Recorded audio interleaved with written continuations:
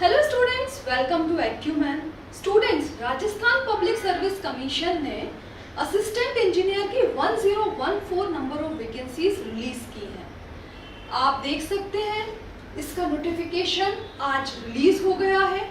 आज हम इस वीडियो में मैं आपको ये बताने वाली हूँ कि इस पर्टिकुलर नोटिफिकेशन में कितनी number of vacancies branch wise post wise release हुई हैं, देन उसके बाद उसका एलिजिबिलिटी क्राइटेरिया क्या है, देन एज लिमिट क्या है, एज रिलैक्सेशंस भी हैं इसमें। वुमेन्स के लिए तो बहुत अच्छा एज रिलैक्सेशन है, सो वो हम एक बार देखेंगे।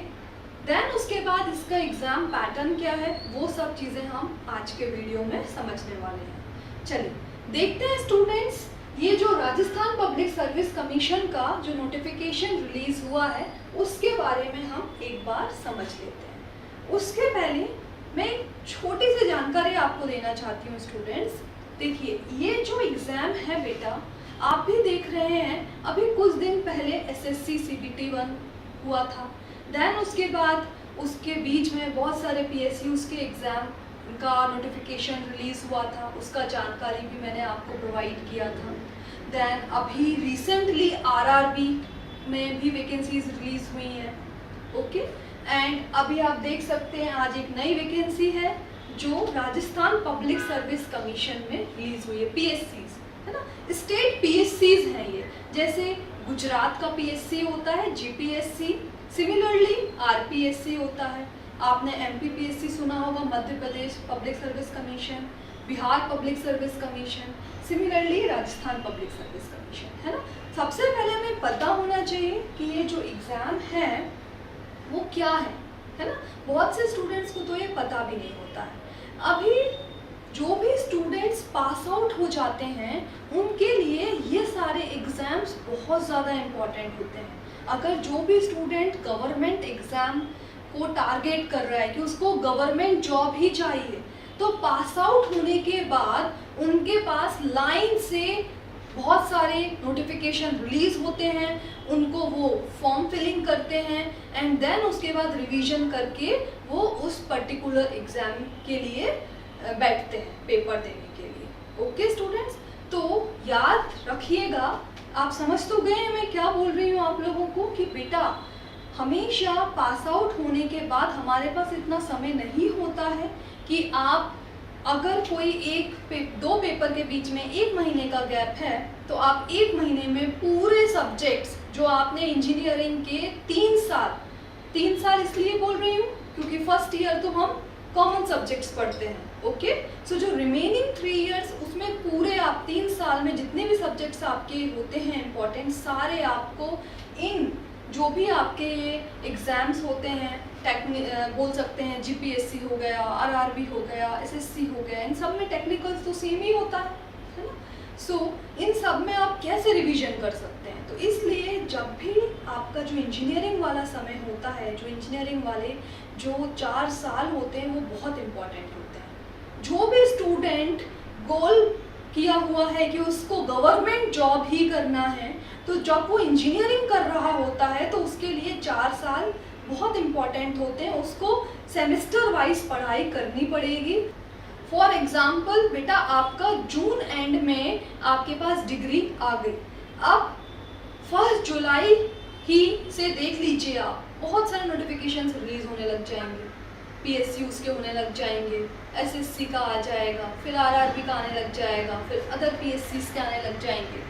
तो ये लाइन से नंबर ऑफ नोटिफिकेशन आने लगते हैं, इनमें वैकेंसीज रिलीज होने लग जाती हैं। तो आपको फिर क्या करना है, पास आउट होने के बाद बस 10-12 दिन का जो भी आपको गैप मिल रहा है उसमें आप रिवीजन करिए, एग्ज़ाम देने चाहिए। हो सकता है आपका वो फर्स्ट एग्ज़ाम हो आपका जब, तो आपको आपकी गलतियां समझ में आएंगी, देन आप नेक्स्ट एग्ज़ाम में उन गलतियां नहीं करने की कोशिश करेंगे, है ना। सो आप वो जो आपको गैप मिल रहा है 1 महीने का दूसरे एग्ज़ाम के लिए, तो जो भी आपको ड्यूरेशन मिल रहा है तो आप कोशिश करेंगे कि जो हमने लास्ट एग्ज़ाम में गलती की थी वो अब रिपीट ना हो। गलती किस टाइप की हो सकती है?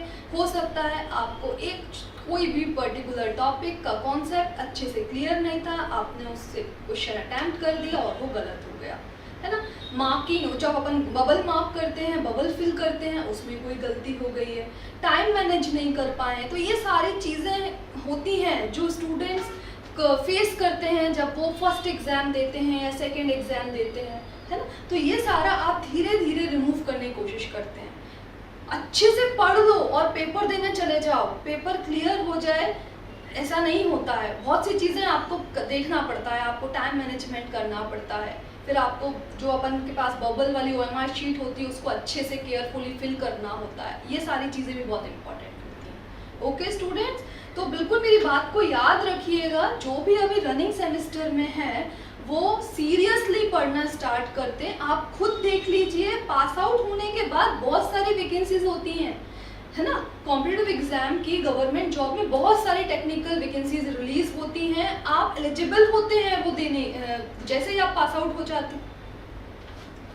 सो स्टूडेंट्स ध्यान रखिए, जैसे ही आप पास आउट हो जाएंगे तो बहुत सारी वैकेंसीज रिलीज होंगी वेरियस डिपार्टमेंट्स में, वेरियस पोस्ट पर। सो आपको बस रिवीजन करना है और पेपर देने जाना है। तो जब आप पहले से पढ़ के रखेंगे तब जाके तो ये सारे एग्जाम्स में बैठ पाएंगे, है ना। तो ये आप ध्यान रखिए, ठीक है स्टूडेंट्स। तो चलिए अभी हम राजस्थान पब्लिक सर्विस कमीशन का जो नोटिफिकेशन रिलीज हुआ है उसके बारे में हम एक बार डिटेल देख लेते हैं, देन उसके अकॉर्डिंगली फिर आप फॉर्म फिलिंग स्टार्ट करिएगा। चलिए स्टूडेंट्स, एक बार हम नोटिफिकेशन देख लेते हैं। जो भी इसमें इंपॉर्टेंट इन्फॉर्मेशन है वो मैं आपको सारी शेयर कर देती हूँ। देखिए आप लोग, असिस्टेंट इंजीनियर की 1014 नंबर ऑफ वैकेंसीज रिलीज हुई हैं। आप देख सकते हैं यहाँ पे name of department and branch जो भी एलिजिबल है उन्होंने बताया है, एंड नंबर ऑफ पोस्ट, कितनी नंबर ऑफ पोस्ट रिलीज हुई है, कितनी नंबर ऑफ वैकेंसीज रिलीज हुई हैं। आप देखिए जो फर्स्ट नंबर है, याद रखिएगा ये सीक्वेंस ऑर्डर हमें याद रखना हो क्योंकि इसके अकॉर्डिंगली एलिजिबिलिटी क्राइटेरिया उन्होंने बताया है। चलिए देख लेते हैं। फर्स्ट नंबर का है PHED public health engineering department में असिस्टेंट इंजीनियर सिविल के लिए 365 नंबर ऑफ वैकेंसीज रिलीज हुई हैं। आप कैटेगरी वाइज देख सकते हैं बेटा। जनरल वालों के लिए, SC, ST, OBC, MBC, EWS वाले स्टूडेंट्स के लिए उन्होंने डिटेल में नंबर ऑफ वैकेंसीज के बारे में बताया है। देन हॉरिजॉन्टल रिजर्वेशन के बारे में भी उन्होंने क्लियरली यहाँ पे मेंशन किया है। स्टूडेंट्स आप एक बार देख सकते हैं यहाँ पे। तो total first number of vacancies के लिए अगर हम बात करें, फर्स्ट डिपार्टमेंट में सिविल ब्रांच के लिए 365 नंबर ऑफ वैकेंसी, कैसे वो डिस्ट्रीब्यूट हुआ है उन्होंने क्लियरली यहाँ पे मेंशन किया है। अब हम देख लेते हैं बेटा सेकंड नंबर पे PHED public health engineering department assistant engineer mechanical electrical वाले स्टूडेंट्स के लिए total 101 number of vacancies release हुई हैं। आप देख सकते हैं यहाँ पे कैटेगरी वाइज कितनी नंबर ऑफ वैकेंसीज रिलीज हुई हैं। हॉरिजॉन्टल रिजर्वेशन के बारे में भी उन्होंने क्लियरली यहाँ पे मेंशन किया है। अब देखिए आप बेटा, PWD public work department assistant engineer civil वाले स्टूडेंट्स के लिए 125 नंबर ऑफ वैकेंसीज रिलीज हुई है। ये भी आप देख सकते हैं प्रॉपर कैटेगरी वाइज उन्होंने यहाँ पे बाइफर्केशन प्रोवाइड किया है। देन फोर्थ नंबर पे PWD public work department assistant engineer electrical वाले स्टूडेंट्स के लिए total 20 number of vacancies release हुई है। फिफ्थ नंबर पे WRD वाटर रिसोर्स डिपार्टमेंट में असिस्टेंट इंजीनियर सिविल वाले स्टूडेंट्स के लिए 156 नंबर ऑफ वैकेंसीज रिलीज हुई है। देन सिक्स्थ पे WRD असिस्टेंट इंजीनियर मैकेनिकल वाले स्टूडेंट्स के लिए 7 नंबर ऑफ वैकेंसीज रिलीज हुई है। सेवेंथ पे पंचायती राज डिपार्टमेंट असिस्टेंट इंजीनियर्स वाले स्टूडेंट्स के लिए 240 नंबर ऑफ वैकेंसीज रिलीज हुई हैं। कैटेगरी वाइज आप डिटेल में चेक कर सकते हैं।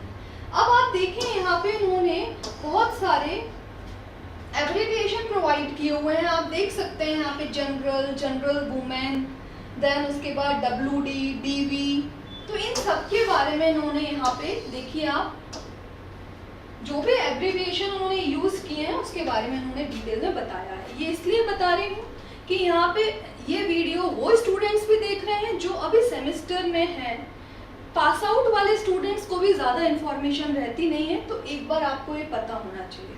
स्टूडेंट्स, अब हम बात करते हैं एलिजिबिलिटी क्राइटेरिया। अब ये जो 7 आपने देखा था, 7 नंबर ऑफ डिपार्टमेंट में जो वैकेंसीज रिलीज हुई है, तो उन्होंने यहाँ पे बताया हुआ है 1, 3 एंड 5th। जो 1, 3 एंड 5th नंबर वाला था, आप देख सकते हैं वो सिविल वाले स्टूडेंट्स के लिए नंबर ऑफ वैकेंसीज रिलीज हुई थी। आप देख लीजिए, जो फर्स्ट वाला था वो पब्लिक हेल्थ इंजीनियरिंग डिपार्टमेंट में 365 सिविल वाले स्टूडेंट्स के लिए। देन उसके बाद थर्ड वाले पे पीडब्ल्यूडी डिपार्टमेंट में 125 नंबर ऑफ वैकेंसीज रिलीज हुई थी एंड 5th वाले नंबर पे WRD वाटर रिसोर्स डिपार्टमेंट में 156 number of vacancies total civil वाले स्टूडेंट्स के लिए रिलीज हुई हैं। अभी इसमें एलिजिबिलिटी क्राइटेरिया की बात करूं मैं आपको, तो इसमें जो भी स्टूडेंट पास आउट हैं, BE BTech जिनका कंप्लीटेड है, वो ये फॉर्म फिल कर सकते हैं।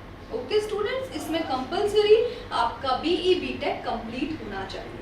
ओके, अब हम बात करते हैं बेटा, आप आगे देखिए एक बार फिर से, इन्होंने यहाँ पे बताया है जो 2 के लिए पद क्रम संख्या 2 के लिए अगर आप देखें तो यहाँ पे बताया मैकेनिकल और इलेक्ट्रिकल वाले स्टूडेंट्स के लिए क्वालिफिकेशन सेम, आपका इंजीनियरिंग कंप्लीट होना चाहिए, BE BTech कंप्लीट होना चाहिए, देन आप एलिजिबल हैं। देन उसके बाद 4th के लिए इलेक्ट्रिकल इंजीनियरिंग, आप इलेक्ट्रिकल इंजीनियरिंग से स्टूडेंट का पूरा BE BTech कंप्लीट होना चाहिए। देन उसके बाद 6th के लिए मैकेनिकल वाले स्टूडेंट जो भी हैं उनका BE कंप्लीट होना चाहिए, आप देख सकते हैं यहाँ पे। देन 7th वाले के लिए डिग्री होनी चाहिए सिविल या फिर एग्रीकल्चर में, एंड वो पर्टिकुलर स्टूडेंट्स फॉर्म फिल कर सकते हैं उस पर्टिकुलर पोस्ट के लिए। अभी इन सातों जो 7 टोटल नंबर ऑफ पोस्ट हैं उसके लिए आप देख सकते हैं उन्होंने एक कंपलसरी बात कह के रखी हुई है कि वर्किंग नॉलेज होनी चाहिए उनको Hindi written in Devanagari script and knowledge of Rajasthani culture. अब आप खुद समझ सकते हैं ये राजस्थान पब्लिक सर्विस कमीशन का पेपर है, तो वो राजस्थान का जो कल्चर है उससे रिलेटेड क्वेश्चंस वो ज़रूर पूछेगा, एंड हिंदी लैंग्वेज के बारे में नॉलेज होना चाहिए आपको, और हमारा जो मदर टंग है वो हिंदी ही है, सो सबको हिंदी लिखना तो आता ही है, सो वो इम्पॉर्टेंट है। तो ये पॉइंट उन्होंने मेंशन किया है, जो भी 1 to 7 नंबर ऑफ पोस्ट हैं उन पे नंबर ऑफ वैकेंसीज रिलीज हुई हैं, सबके लिए एप्लीकेबल है। ठीक है स्टूडेंट्स, चलिए नेक्स्ट हम देखते हैं बेटा, जो पे स्किल है वो आप देख सकते हैं पे मैट्रिक लेवल जो L14 है उसके अकॉर्डिंगली वो डिसाइड कर लेंगे, एंड वो रहने वाला है आपका पे स्किल। देन अगर हम बात करें एज लिमिट की बेटा, सो वो रहेगी आपकी 21 से लेके 40, है ना, 21 मिनिमम एज लिमिट है एंड 40 आपका मैक्सिमम एज लिमिट रहने वाला है। ये जो भी स्टूडेंट्स इस एज लिमिट में लाई करते हैं वो फॉर्म फिल कर सकते हैं। देन आप देख सकते हैं कुछ और उन्होंने पॉइंट्स मेंशन किए हैं, अब जो इम्पोर्टेंट है वो मैं बता देती हूँ। यहाँ पे आप देखें, male candidates belonging to SC ST backward classes, more backward classes, EWS Rajasthan state के, तो उनके लिए 5 साल का रिलैक्सेशन है ना, ये राजस्थान वाले स्टूडेंट्स के लिए है। देन उसके बाद अगर हम बात करें women candidate belonging to SC ST backward classes, more backward classes, उनके लिए 10 साल का एज रिलैक्सेशन है। अब हम बात करते हैं स्टूडेंट्स वुमेन मतलब फीमेल के लिए, तो आप देखिए उन्होंने फीमेल के लिए 5 इयर्स का और रिलैक्सेशन प्रोवाइड किया है, याद रखिए फीमेल कैंडिडेट्स के लिए 5 साल का और रिलैक्सेशन उन्होंने एज लिमिट में रिलैक्सेशन प्रोवाइड किया है। देन उसके बाद ऐसे करके कुछ इंपॉर्टेंट पॉइंट्स उन्होंने दिए हैं, आप एक बार देख लीजिएगा, उसके अकॉर्डिंगली फॉर्म फिल कर दीजिएगा। ओके स्टूडेंट्स, अब देखते हैं हम बेटा, एक बात याद रखिएगा स्टूडेंट्स, जो भी अदर स्टेट के स्टूडेंट, जैसे कोई स्टूडेंट मध्य प्रदेश का है या फिर गुजरात का है ना, या फिर बिहार का है ना, सो उन लोग अगर वो वहाँ राजस्थान में पेपर देने जाएंगे तो उनकी जो भी कैटेगरी है वो राजस्थान में उनकी as a general category count होगी। अब इम्पोर्टेंट बात है स्टूडेंट्स कि ये जो फॉर्म फिलिंग डेट है वो कब से स्टार्ट होने वाली है, तो वो आप देख सकते हैं 14 अगस्त से फॉर्म फिलिंग स्टार्ट हो जाएंगे और एंड डेट रहने वाली है 12 सितंबर तक। वो लास्ट डे रहेगा जिस दिन फॉर्म जो है पूरे कंप्लीट हो जाएंगे, तो वो लास्ट डे है, लास्ट के लिए मत बैठिएगा। जैसे ही फॉर्म ओपन हो जाए, फॉर्म फिलिंग स्टार्ट हो जाए, आप लोग फॉर्म फिल कर दीजिएगा। स्टूडेंट्स एक बार आप ये भी देख लीजिए कि आपका जो ऑनलाइन एप्लीकेशन है उसका जो अमाउंट है वो कितना आपको पे करना होगा, तो आप देख सकते हैं जनरल कैटेगरी के लिए 600 रुपीज़।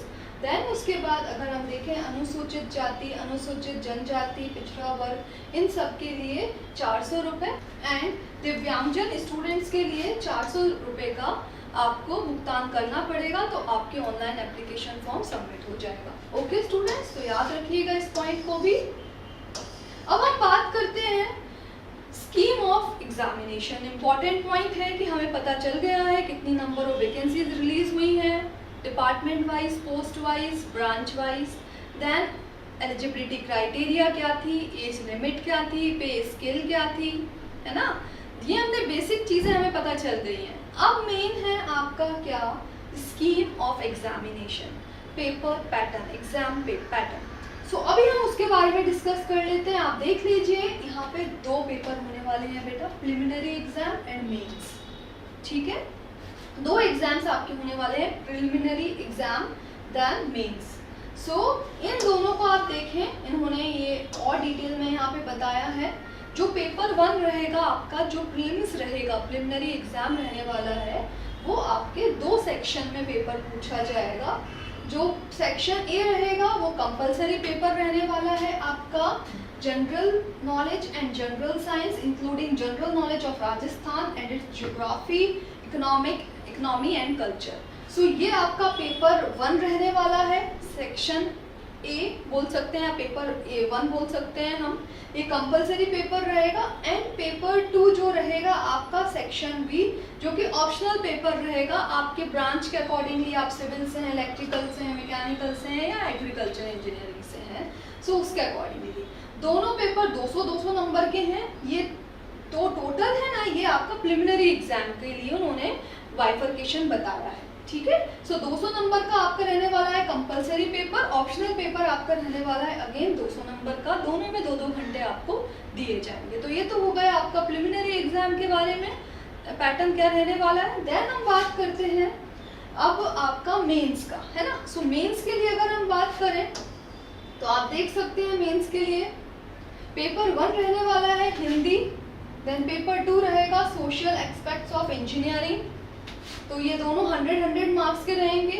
पेपर 3 की बात करें तो ये ऑप्शनल सब्जेक्ट्स रहेगा, any 1 subject to be opted by candidate from the following list of optional subject, जैसे कि जो भी ब्रांच के हैं, आप सिविल से हैं, इलेक्ट्रिकल से, मैकेनिकल से, एग्रीकल्चर से, उसके अकॉर्डिंगली पेपर 3 एंड पेपर 4 आपका रहने वाला है और ये आपके 200 मार्क्स के रहने वाले हैं ईच पेपर्स। तो ये आपका रहेगा मेंस का एंड वो था आपका प्रिलिमिनरी। जैसे ही आप प्रिलिमिनरी एग्जाम अगर आप क्वालिफाई कर जाते हैं तो मेंस के लिए आप एलिजिबल रहेंगे। एक और इम्पॉर्टेंट बात इसमें लिखी हुई है नोटिफिकेशन में कि प्रिलिमिनरी एग्जाम में के बाद जो भी बच्चे सिलेक्ट हो रहे हैं तो कितने नंबर ऑफ स्टूडेंट सिलेक्ट किए जाएंगे, तो उन्होंने बताया 15 टाइम्स जो भी पोस्ट उन्होंने कितनी number of post particular department में रिलीज की हैं उसका 15 टाइम्स स्टूडेंट्स को सिलेक्ट किया जाएगा कि वो मेंस में बैठेंगे और मेंस का एग्जाम देंगे। ओके स्टूडेंट्स एक बात का आप याद रखिएगा, यहाँ पे उन्होंने बताया है कि जो प्रिलिमिनरी एग्जाम होगा उसमें आपको मिनिमम 35% मार्क्स लेकर आने हैं, कंपलसरी है, एंड 40% मार्क्स आपका रहेगा इंटरव्यू में जो कि 72 मार्क्स का रहने वाला है ना। सो ये आपको मिनिमम मार्क्स तो इतने लेकर आने ही हैं। ओके और मैंने आपको बता ही दिया है सिलेक्शन का उनका क्या क्राइटेरिया रहने वाला है। जिन्होंने भी प्रिलिमिनरी एग्जाम दिया है तो उस पर्टिकुलर पोस्ट के लिए कितनी नंबर ऑफ वैकेंसी उन्होंने रिलीज की थी उसके 15 टाइम्स नंबर ऑफ स्टूडेंट्स को वो सिलेक्ट करेंगे एंड वो मेंस के लिए एलिजिबल होंगे एंड वो मेंस का पेपर देंगे। ओके चलिए तो स्टूडेंट्स, ये मैंने आपको डिटेल में पूरी जानकारी दे दी है। आरपीएससी का जो नोटिफिकेशन रिलीज हुआ था उसमें मैंने जो भी इम्पोर्टेंट पॉइंट्स थे वो सारे मैंने मेंशन कर दिए हैं, ठीक है। सो सबको समझ में तो आ ही गया होगा, जिन जिन जो भी स्टूडेंट्स ये वीडियो देख रहे हैं, मैक्सिमम स्टूडेंट्स को ये समझ में आ जाएगा। आपको कोई भी क्वेरी है सो आप कमेंट बॉक्स में आप मेंशन कर दीजिए आपकी क्या क्वेरी है, उसके रिगार्डिंग हम आपकी क्वेरी को सॉल्व करेंगे। Okay, so thank you students for watching this video and पढ़ाई करते रहिए। मैंने आपको पहले भी बोला है, पास आउट्स वाले स्टूडेंट्स के लिए जो है, जैसे ही वो पास आउट हो जाते हैं तो आप लोगों के लिए नंबर ऑफ वैकेंसीज रहती हैं, आप लोगों को बस रिवीजन करना और पेपर देना है। और जो अभी करेंटली सेमेस्टर में है वो लोग सीरियसली इस वीडियो को ज़रूर देखें एंड उनको पता चलना चाहिए कि भाई अगर वो गवर्नमेंट जॉब करना चाहते हैं, अगर उनका गोल है कि उनको गवर्नमेंट जॉब करना है फ्यूचर में, तो फिर उनको अभी ही पढ़ना स्टार्ट करना पड़ेगा। जैसे ही वो पास आउट हों तो उसके बाद वो रिवीजन करें एंड पेपर देने बैठेंगे, है ना।